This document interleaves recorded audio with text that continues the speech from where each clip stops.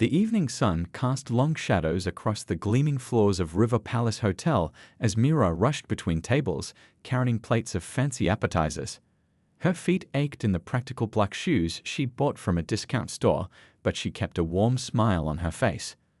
This high-end catering job paid better than her regular waitressing gig, and she needed every extra dollar she could earn. Just 2 more hours, she whispered to herself, thinking of her younger sister Nina back home, studying for her college exams. Everything Mira did was for Nina. Their parents were gone, and Mira had promised to give her sister the education she deserved. Between serving champagne and collecting empty glasses, Mira's mind wandered to the graphic design project waiting on her laptop at home. She'd been freelancing late into the nights, building her portfolio one client at a time. That was her real passion, creating beautiful designs that told stories. The event was some big tech company celebration, filled with men in expensive suits and women dripping in jewelry that probably cost more than Mira's yearly rent. She didn't let it bother her, though. She'd learned long ago that life wasn't fair, but hard work could open doors. As she balanced a tray of champagne glasses, a guest suddenly stepped backward into her path. Time seemed to slow down as Mira tried to stop, but momentum carried her forward. The crash was almost elegant, crystal glasses tumbling through the air, champagne creating a sparkling arc before landing squarely on one of the most expensive-looking suits she'd ever seen. "I'm so incredibly sorry," Mira gasped, her hands shaking as she grabbed napkins from her apron. She finally looked up at the man whose evening she'd just ruined, expecting anger or disgust. Instead, she found herself staring into warm brown eyes that crinkled at the corners with amusement. "Well," he said, dabbing at his jacket with the napkins she handed him, "I'd say this suit needed a good story to tell." His voice was kind, with a hint of laughter that made Mira's panic start to fade. "I'll pay for the cleaning," she offered quickly, though she had no idea how she'd manage it. The suit probably cost more than 3 months of her salary. He waved off her offer. "I'm Raj, and this is entirely my fault for not watching where I was going." He studied her face with genuine interest. "Though I have to admit, this is the most memorable thing that's happened at one of these boring corporate parties in years." Something about his casual kindness made Mira relax enough to smile. "I'm Mira. And trust me, from behind the scenes, these parties are anything but boring. I could tell you stories." They shared a laugh, and for a moment, Mira forgot about the difference in their worlds. Then her manager appeared, profusely apologizing to Raj, who turned out to be not just a guest, but the founder of the tech company they were celebrating. In the chaos of cleaning up and getting back to work, Mira didn't notice that her design portfolio, which she'd brought to show another catering staff member who'd mentioned needing a logo, had slipped out of her bag near where the accident happened. Later that night, as she gathered her things to leave, her heart sank when she couldn't find the portfolio. She searched everywhere, but it was gone, along with examples of her best work that had taken months to create. What she didn't know was that Raj had found it, and as he sat in his home office that night, flipping through pages of creative designs and innovative logos, he couldn't stop thinking about the waitress with the quick smile and quicker wit who had literally crashed into his life. The next day would bring a surprise that would change Mira's world forever. But for now, she rode the late-night bus home, tired but hopeful, while somewhere across the city, a billionaire sat surrounded by her artwork, trying to figure out how to arrange another accidental meeting with the woman who had captured his attention in more ways than one. Monday morning brought the usual rush of customers to the little corner cafe where Mira worked her day shift. She was balancing 3 plates of breakfast when her manager called her over, looking unusually excited. "There's someone here to see you," he said, pointing to a corner table. Mira's heart skipped a beat when she recognized Raj, looking somehow both out of place and perfectly comfortable in his casual button-down shirt. "Your portfolio," he said, pulling out the familiar folder as she approached. "I found it after the champagne incident." His eyes sparkled with amusement at the memory. But he hadn't come just to return her work. As Mira flipped through her portfolio, she found sticky notes attached to several designs, with thoughtful comments and questions. "Actually," Raj continued, "I'd like to commission you for a project. My company needs a complete rebranding, and your style is exactly what I've been looking for." Mira nearly dropped the portfolio. "But you have an entire marketing department." They're great at maintaining our image. I need someone who can reinvent it. He pulled out his phone, showing her his company's current website. Everything's too corporate, too cold. Your work has heart. That's what we need. That meeting changed everything. Over the next few weeks, Mira found herself in gleaming office buildings, presenting her ideas to marketing teams. She'd rush from her waitressing job to change clothes in public restrooms before meetings, not wanting anyone to know she was still serving tables. Raj always seemed to be there, asking her opinion on things that had nothing to do with design. He brought her coffee the way she liked it, 1 sugar, lots of cream. He noticed when she was tired and insisted on sending her home in his car instead of letting her take the late-night bus. "You don't have to do this," Mira said one evening as they walked through a park, taking a break from a particularly long design session.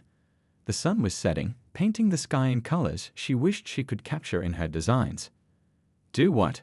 Raj asked, handing her a cup of street vendor tea that he'd insisted on trying despite his driver's horrified expression. "Be so nice. The project is going well. You don't need to pretend to be interested in my opinions about everything." Raj stopped walking. "Mira, look at me." His voice was gentle but serious. "Do you know what I like best about you? You're real. When I talk about my crazy ideas for changing how technology can help people, you don't just nod and agree. You challenge me. You make me think differently." Mira looked down at her worn shoes. "I just say what I think." "Exactly. Do you know how rare that is in my world?" He touched her chin lightly, lifting her face to meet his eyes. "Everyone wants something from me.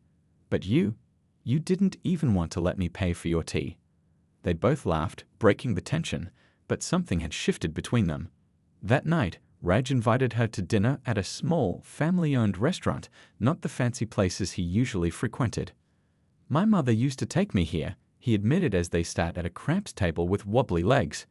"Before we had money, before everything changed." He told her about growing up in a 2-room apartment, about his parents working multiple jobs to send him to good schools, about the years of failure before his company finally succeeded.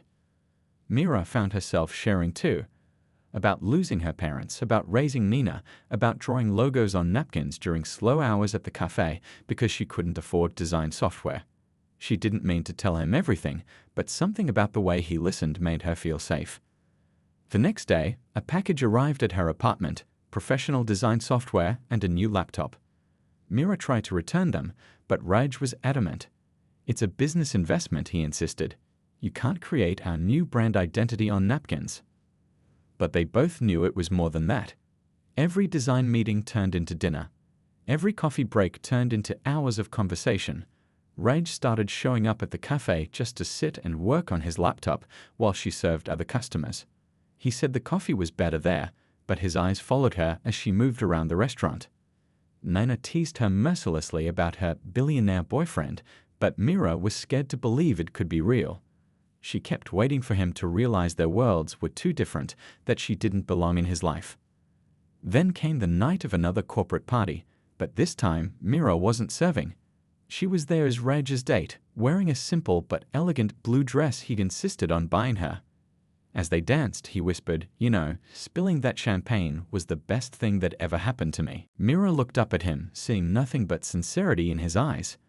For the first time, she let herself believe that maybe fairy tales could come true, not because of magic, but because sometimes two people who seem completely different discover they share the same heart. The gossip started with whispers.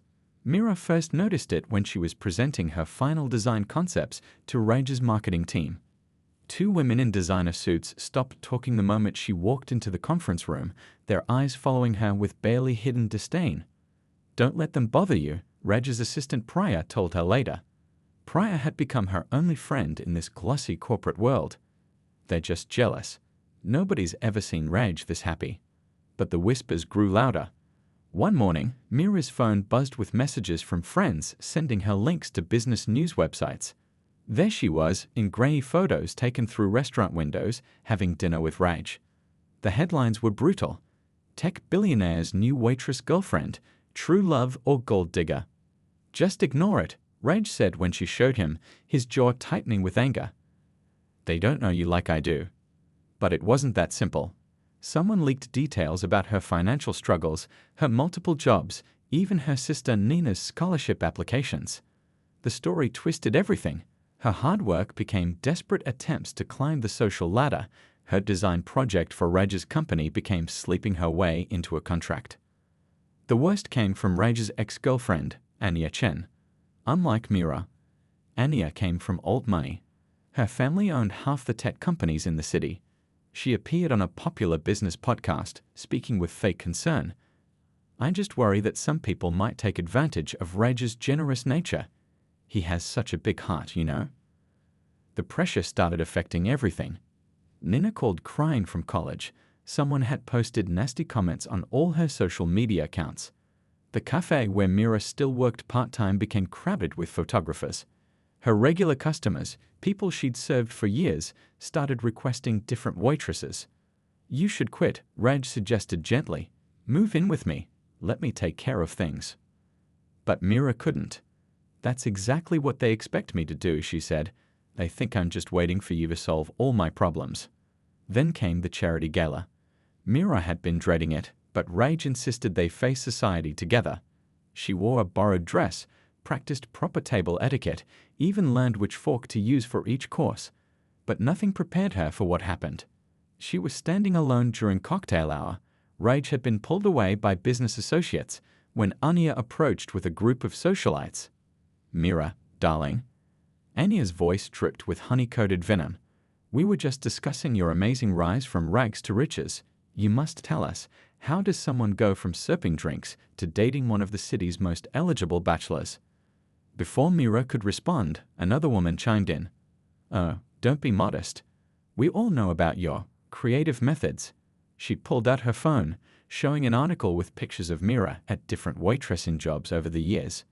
"You certainly worked your way through every high-end restaurant in town. Looking for the right wealthy man to serve, perhaps." Mira felt the room spinning. She noticed people nearby starting to stare, to whisper. Even some of Raj's business partners were watching the scene unfold. Actually, a quiet voice said, she was working multiple jobs to put her sister through college while building her own design business. Priya had appeared beside her, calm but fierce, which anyone would know if they bothered to look past their own prejudices. But the damage was done. That night, as Raj drove her home, Mira stared out the car window at the city lights blurring through her tears. "I'm so sorry," Raj said, his voice breaking. "I never wanted this for you." "It's not your fault," Mira whispered. "But maybe they're right. Maybe I don't belong in your world." "Then we'll create our own world," Raj insisted, taking her hand. "Together." But as Mira lay awake that night, she wondered if love really could conquer everything. The next morning's headline seemed to answer her question: "Gold Digger Exposed. The truth about Raj Kumar's latest romance." Something had to change, but as Mira stared at her reflection in the mirror, she realized the change needed to start with her. She wouldn't let them chase her away, but she wouldn't let them define her either. She had fought too hard, come too far, to let society's snobs write her story for her. She picked up her phone and called Priya. "I need your help," she said. "It's time to show them who I really am." The morning sun streamed through Mira's tiny apartment window as she scrolled through her phone, each news headline feeling like a fresh punch to the gut. But it wasn't the usual gossip about her relationship with Raj that made her hands shake today. No, this was much worse. Daughter following father's footsteps, the hidden criminal past behind tech billionaire's girlfriend. The article detailed her father's conviction for fraud 10 years ago, twisting a desperate man's mistake into a story about inherited dishonesty. "They found everything," Mira whispered to Nina over the phone. Her sister had called the moment the story broke. "Dad's conviction, Mom's struggle with depression after that, even the fact that we lived in a shelter for 3 months. But that's our private life." Nina's voice cracked. "How could they?" Mira knew exactly how and who. Anya's smug face had been all over social media lately, always with perfectly timed, concerned comments about Raj's choice in girlfriends. The timing of this expose, just before the biggest charity gala of the year, couldn't be coincidence. The gala was meant to be special. Raj's company was announcing a major merger, and he wanted Mira by his side.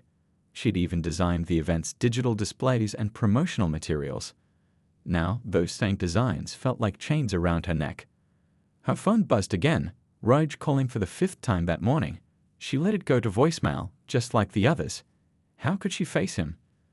The article had painted her whole family as con artists, suggesting she'd hidden her past to trap a wealthy man. The truth was, she had never told Raj about her father. Not because she was hiding it, but because talking about those dark days still hurt too much. She remembered visiting her father in prison, seeing his proud shoulders bent with shame. She remembered promising him she'd take care of Nina, that she'd make an honest life for them both. The buzzing started again, this time Priya. Mira answered, her friend's voice bringing a small measure of comfort. "The gala starts in 2 hours," Priya said gently. "Are you coming?" "I can't," Mira whispered. "Everyone will be talking about the article. They'll think exactly what Enya wants them to think if you don't show up," Priya interrupted. "Raj needs you tonight. This merger could change everything for his company." Mira closed her eyes, remembering how excited Raj had been about the merger. He'd been working 18-hour days, somehow still finding time to send her encouraging messages about her designs. He deserved better than a girlfriend who brought scandal to his door. Maybe, Mira's voice caught, maybe everyone's right. We come from different worlds. I'm just making his life harder. The silence on the other end lasted so long that Mira thought Priya had hung up. Then her friend spoke, each word sharp with conviction. "That's exactly what they want you to believe. The question is, are you going to let them win?" But before Mira could answer, another news alert popped up on her phone. Someone had leaked emails between her and Raj discussing her design project, twisting their professional collaboration into something sordid. The comment section was filled with cruel speculation about their relationship. That was the moment something broke inside Mira. All these months, she tried to prove she belonged in Raj's world. She'd worked twice as hard on her designs, learned all the proper etiquette, smiled through the whispers and stares. But it would never be enough for them. With trembling fingers, she typed out a message to Raj. "I'm sorry, but I can't watch them destroy everything you've built because of me. The merger is too important. You deserve someone who doesn't bring scandal to your door, someone from your world. Thank you for believing in me, even if just for a little while." She hit send before she could change her mind, then turned off her phone. Walking to her tiny balcony, she looked out at the city skyline. Somewhere out there, Raj was probably getting ready for the gala, his world of gleaming towers and billion-dollar deals spinning on without her. Tears rolled down her cheeks as she remembered their late-night conversations about changing the world, the way his eyes lit up when she shared her ideas, how he never made her feel small, even when she served him coffee in her waitress uniform. But love wasn't enough, not when it could cost him everything he'd worked for. She had to let him go, had to. A knock at her door made her jump. She ignored it, but it came again, more insistent this time. Then a familiar voice called out, "Mira, please. We need to talk." It was Raj. He'd chosen to come here instead of preparing for the gala. For a moment, Mira's heart soared. Then reality crashed back in. She couldn't let him sacrifice his dreams for her. "Please go," she called back, her voice breaking. "The merger can wait," he finished. "You're more important." Mira rested her forehead against the door, tears flowing freely now. On the other side, she could hear Raj sigh. "I know you're trying to protect me," he said softly. "But did you ever think that maybe I want to protect you too?" Mira sat at her small kitchen table, staring at her laptop screen. It was 3 a.m., and she hadn't slept in what felt like days. After Raj left her apartment, after she'd refused to open the door despite his pleas, she'd thrown herself into work with a desperation she'd never felt before. "You can't hide forever," Nana had told her during their daily call. "But maybe you can use this time to build something for yourself." Those words sparked something in Mira. She thought about all the nights she'd spent searching for scholarships for Nina, how complicated and frustrating the process had been. She remembered other students at the cafe where she worked, struggling with the same problems. Her fingers flew across the keyboard as she refined her idea.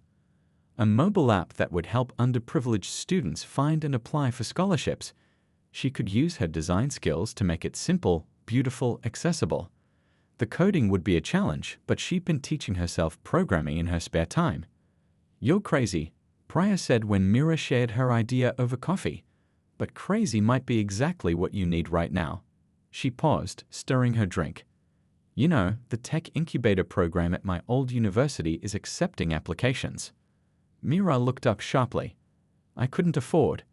It's fully funded, Priya interrupted. They look for innovative ideas that help communities. And she smiled slyly. I might have already mentioned your concept to some people there. 2 weeks later, Mira found herself presenting her app idea to a panel of judges. Her hands shook as she pulled up her prototype designs, but her voice stayed strong. This wasn't about Raj or Anya or the gossip columns anymore. This was about every kid who'd ever felt like their dreams were out of reach because of their bank account. The app doesn't just list scholarships, she explained, clicking through her presentation. It matches students with opportunities based on their specific situations. It helps them track application deadlines, connects them with mentors, even provides essay writing tips. And the best part? It's completely free. The judges asked tough questions, but Mira had done her research. She knew the statistics, the problems, the potential solutions. When one judge mentioned the technical challenges, she pulled up the coding courses she'd been taking online. I'm not just a designer, she said firmly. I'm someone who solves problems. And this is a problem worth solving. The acceptance email came 3 days later. The program would provide funding, mentorship, and office space. For the first time in weeks, Mira felt like she could breathe. She dove into the work, spending long days learning from tech mentors and nights refining her code. Other entrepreneurs in the program became friends, people who judged her by her ideas rather than her background. Many of them came from similar circumstances: children of immigrants, first-generation college graduates, people who'd fought their way up from nothing. You should blog about the development process, suggested Lai, another program participant who was building a sustainable fashion marketplace. Show people the real work behind the scenes. Mira hesitated, but then thought, why not? She started sharing her journey online, the late-night coding sessions, the user testing with local students, the failures and breakthroughs. To her surprise, people responded. Other developers offered advice, students shared their stories, and slowly, a community began to form around her project. One morning, she opened her laptop to find her latest blog post had gone viral. From serving tables to serving communities. How one woman's journey inspired an education revolution. The story had been picked up by tech blogs, then mainstream media. This time, though, they weren't talking about her relationship with Raj. They were talking about her work. Your app could really change lives, said Mrs. Patel, her old high school guidance counselor, after reading about the project. I wish we had something like this when you and Nina were applying to colleges. The prototype launch exceeded all expectations. Within a week, thousands of students had signed up. The feedback was overwhelming. Stories of kids finding scholarships they never knew existed, of parents crying with relief at the possibility of sending their children to college. Then came the email she'd been both hoping for and dreading. A major education foundation wanted to meet about potential funding. The catch: the meeting would be at the annual Tech Innovation Summit, where Raj would definitely be speaking. Mira stared at the invitation, her finger hovering over the reply button. 6 months ago, she would have declined, too afraid of facing that world again. But she wasn't the same person anymore. She'd built something real, something that helped people. She'd found her own strength, her own voice. I'm going, she told Nina that night. Not for rage, not for revenge against Anya, but for every kid who's ever been told they don't belong somewhere because of their background. Her sister was quiet for a moment, then said, Dad would be so proud of you. Those words stayed with Mira as she worked late into the night, perfecting her presentation. On her screen, she pulled up an old photo, her father helping her with homework at their tiny kitchen table, his tired face lit with pride. She'd spent so long being ashamed of their past, trying to hide it. But maybe it was time to own their story, all of it. Opening a new document, she began to type, Welcome to Scholar Match. Born from the belief that everyone deserves a chance to chase their dreams, no matter where they come from. A knock at the door made them both turn. Raj stood there, looking slightly uncertain for the first time since Mira had known him. That was quite a scene out there, he said softly. I learned from the best, Mira replied. You always said technology should bring people together, not push them apart. They looked at each other for a long moment, all the unspoken words hanging between them. Finally, Raj spoke. I miss you, not just us. I miss your ideas, your perspective, the way you see the world. Before Mira could respond, the conference organizer poked her head in. 5 minutes until your presentation, Ms. Mira. Go, Raj said, smiling that warm smile she'd fallen in love with. Show them what you've built. We can talk after. As Mira gathered her presentation materials, she felt lighter than she had in months. She'd faced her fears, stood her ground, and emerged stronger. Whatever happened next, with the foundation, with Raj, with her future, she was ready for it. Spring sunshine warmed the garden as guests gathered for what the society pages were calling the wedding of the year. But it wasn't the lavish decorations or celebrity guests that made this day special. It was the story behind it. A story of love that had overcome every obstacle thrown in its path. Mira stood in front of the mirror, hardly recognizing herself. Her wedding dress was simple but elegant, just like the woman she'd become. Nina fussed with the veil, tears glistening in her eyes. Remember when you used to help me with my college applications? Nina smiled. Now you're helping thousands of students, and I'm about to graduate with honors. We've come so far. The past year had been a whirlwind. After her triumph at the Tech Innovation Summit, Shola Match had received full funding from the Education Foundation. The app had grown beyond Mira's wildest dreams, reaching students across the country. But the real victory wasn't in the numbers, it was in the stories of lives changed, of dreams made possible. Your father would be so proud, Mira's mother whispered, adjusting her daughter's necklace, a simple pendant that had belonged to her grandmother. He always said you had his determination and my heart. A knock at the door revealed Priya, now Scholomach's chief operating officer. Ready? Everyone's waiting. And wait until you see what the students did. Walking toward the garden, Mira gasped. Lining the path were dozens of students, past and present users of Scholomach. They held signs showing their college acceptances, their scholarships, their dreams come true. One girl's sign read, "Because of you, I'm the first in my family to go to college." At the end of the path stood Raj, looking at her with the same warmth that had first melted her heart that chaotic night with the spilled champagne. But now his smile held something more. Pride, respect, partnership. The ceremony was everything they'd wanted, not a show of wealth, but a celebration of love and community. Their vows spoke of building bridges, not walls, of using their success to help others succeed, of staying true to themselves while growing together. I fell in love with you twice, Raj said, his voice soft but clear. First, when you weren't afraid to be yourself in a world that wanted you to change.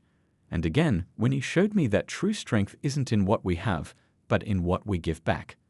Mira's voice shook slightly as she responded, "You never tried to rescue me. Instead, you gave me the space to rescue myself. You showed me that love isn't about fitting into someone else's world, it's about creating our own." Among the guests, Mira spotted familiar faces from both their worlds. Her old colleagues from the cafe sat beside tech entrepreneurs. Nina's college friends chatted with business leaders. Even Anya was there, surprisingly subdued after her own journey of growth. She'd recently started a foundation supporting women in business. During the reception, Raj clinked his glass for attention. "Today isn't just about our marriage," he announced. "Mira and I want to share something special." He nodded to his new wife, letting her take the lead. "We're launching the Dreams Without Borders Foundation," Mira revealed, squeezing Raj's hand. "It will provide not just scholarships, but mentorship and opportunities for creative entrepreneurs from underprivileged backgrounds. Because talent and dreams don't know social boundaries, they just need a chance to bloom." The announcement was met with thunderous applause. In the back, Mira's former manager from the cafe wiped away tears. He'd been one of her first supporters, always letting her work on her designs during slow shifts. Later, as they swayed to their first dance, Raj whispered, "Look around. This is our world, not high society, not the working class, but something entirely new, something better." Mira rested her head on his shoulder, taking in the scene. There was Nina showing a young scholarship recipient how to use the latest Scholomach features. Priya was deep in conversation with a venture capitalist about expanding their programs internationally. Her mother was teaching Raja's parents traditional dance steps, all of them laughing together. "You know what makes me happiest?" she murmured to Raj. "We didn't just prove them wrong about us. We proved them wrong about everything they thought was impossible." As the evening stars began to twinkle, the newlyweds snuck away to their favorite spot in the garden, the same place where, months ago, they'd reconnected after their time apart and realized their love was stronger than any social barrier. "Ready for our next adventure?" Raj asked, pulling her close. Mira smiled, thinking of all the dreams yet to come. Their foundation's first class of entrepreneurs, Scholar Match's international launch, and maybe someday, little feet running through their home. "With you?" she said, looking up at the man who had seen her strength when she doubted herself. "I'm ready for anything." In the distance, fireworks lit up the sky, not just celebrating their love, but illuminating a future where dreams don't have price tags, where hearts aren't judged by bank accounts, and where two people from different worlds can build something beautiful together. The end.